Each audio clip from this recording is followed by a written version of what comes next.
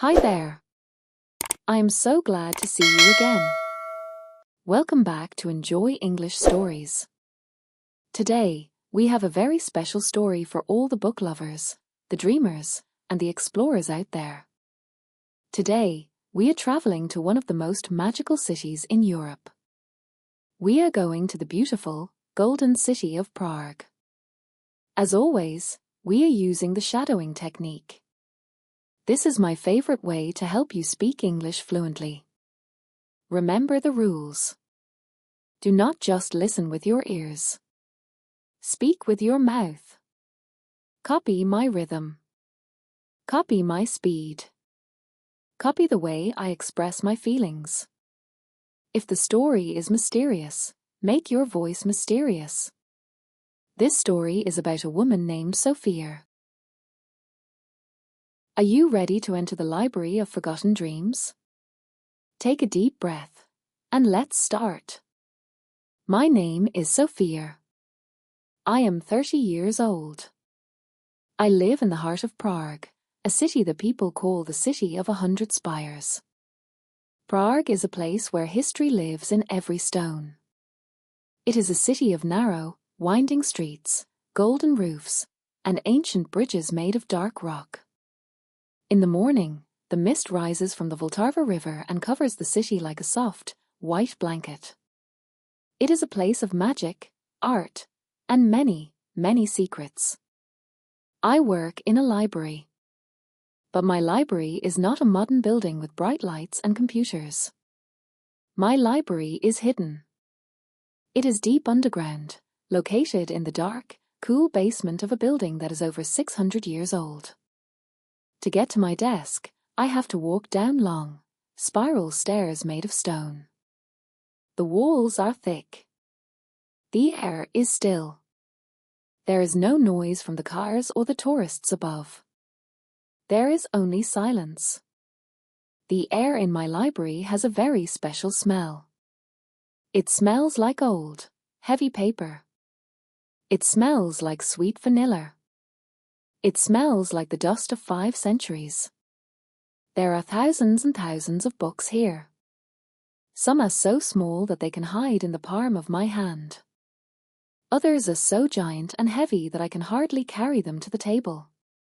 Some books are bound in dark leather, and some are covered in beautiful silk.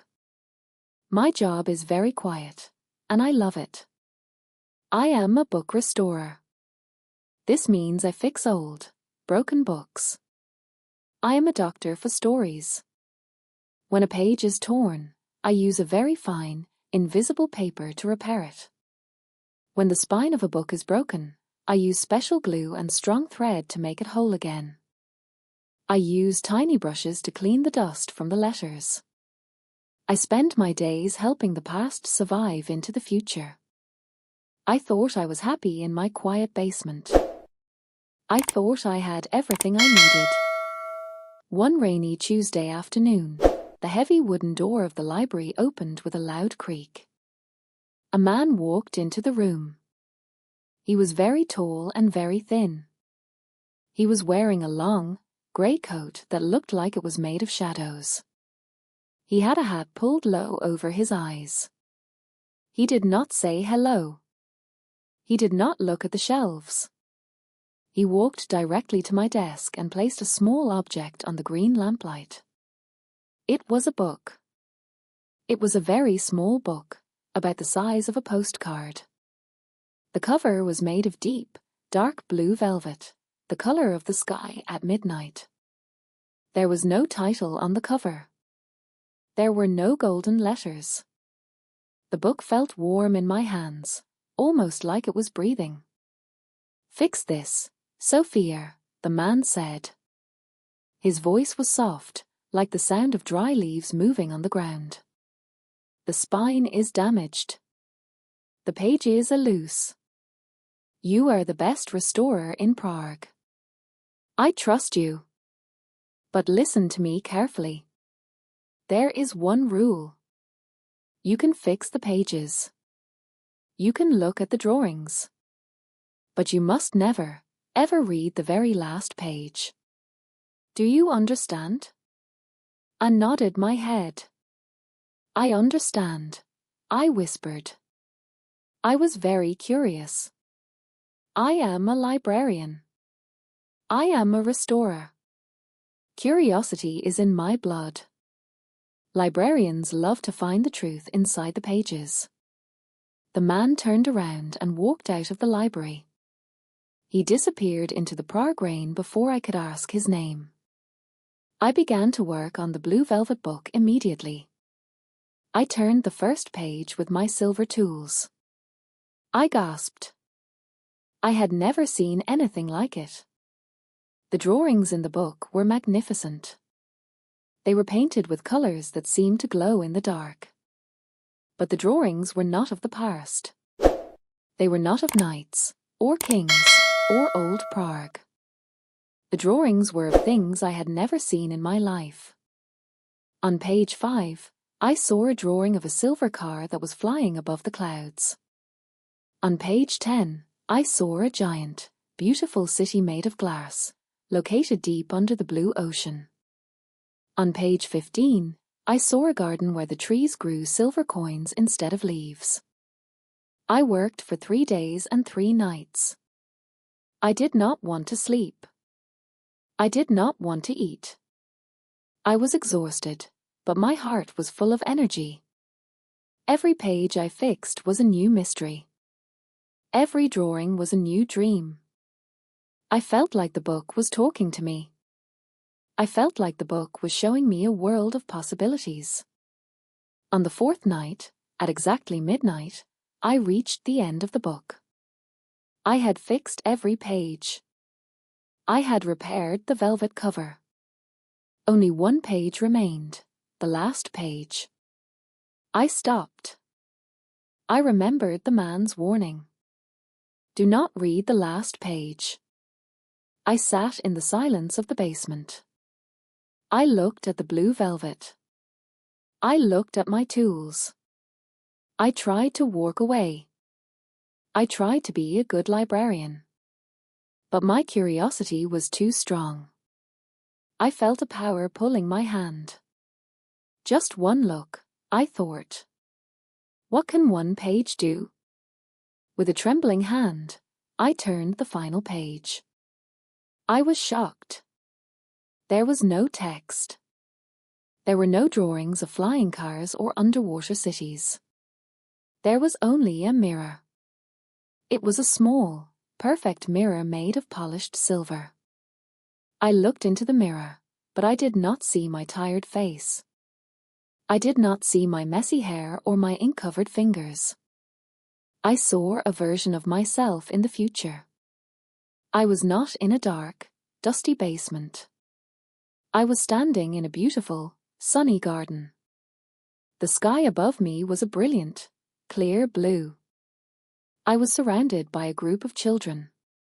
They were sitting on the grass, looking at me with big, bright eyes. I was holding a book, and I was reading a story to them. I was laughing. I was glowing with happiness. I looked like a person who was truly alive. Suddenly, the air in the library became cold. I turned around. The man in the grey coat was standing behind me. He was not angry. He was not shouting. He was standing in the shadows, and he was smiling a very kind smile. "You read it, Sofia," he said. "Is this my future?" I asked. My voice was shaking. Am I going to leave the library? Am I going to be that woman in the garden? "Sofia," the man said, stepping into the light. "The library is not just a place for old books. This is the library of forgotten dreams. People think that dreams are lost when they are forgotten, but they come here. This book is a mirror for your soul. It does not show you what will happen, it shows you what your heart truly wants. It shows you your deepest dream." He touched the blue velvet book. "You are a wonderful restorer, Sofia. You have a gift for fixing things. You don't want to fix books in the dark forever. You don't want to keep the stories for yourself. You want to share them. You want to bring the light of stories into the lives of others. That is your dream. The man took the book, and as he walked toward the stairs, the blue velvet began to glow. Then, the book turned into a soft blue dust and disappeared into the air. The man was gone. The library was quiet again. I sat at my desk for a long time. I looked at my glue, my paper, and my tiny brushes. I realized he was right. I loved my books, but I was hiding from the world. I was living in a basement, but I wanted to see the sun. I made a big decision that night. 1 month later, I left the underground library. I said goodbye to the smell of vanilla and the 600-year-old walls. I took all my savings and I bought an old van. I spent 2 weeks painting it.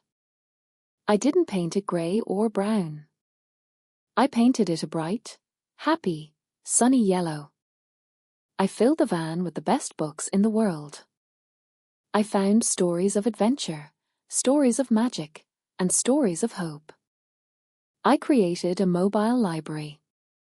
Now, my life is very different. I don't stay in one place. I drive my yellow van to small, distant villages in the mountains. I drive to schools that have no libraries. I drive to hospitals and parks. Now, every day, I sit on the grass.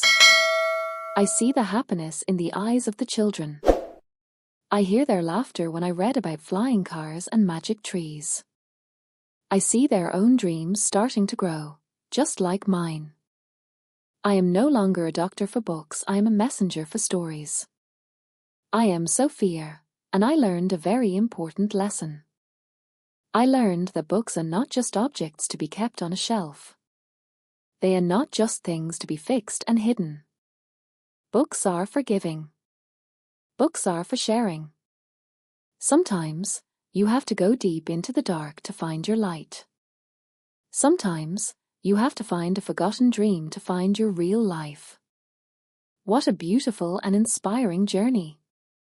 Sofia left the dark basement to bring light to others. Did you like the story of the Library of Forgotten Dreams? It reminds us that it is never, ever too late to follow your heart and change your life. Now, it is time for the most important part of our lesson. It is time for the shadowing practice.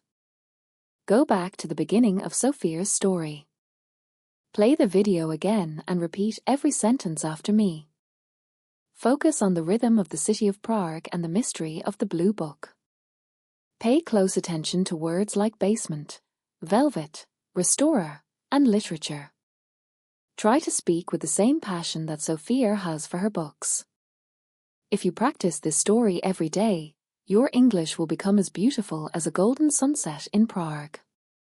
If you enjoyed this lesson, please give us a thumbs up and subscribe to Enjoy English Stories. We have many more secrets and adventures to share with you. Tell me in the comments. What is your favorite book? And where is your favorite place to read? I love reading your stories. Thank you for practicing with me today. You are doing a wonderful job. I will see you in the next video. Goodbye.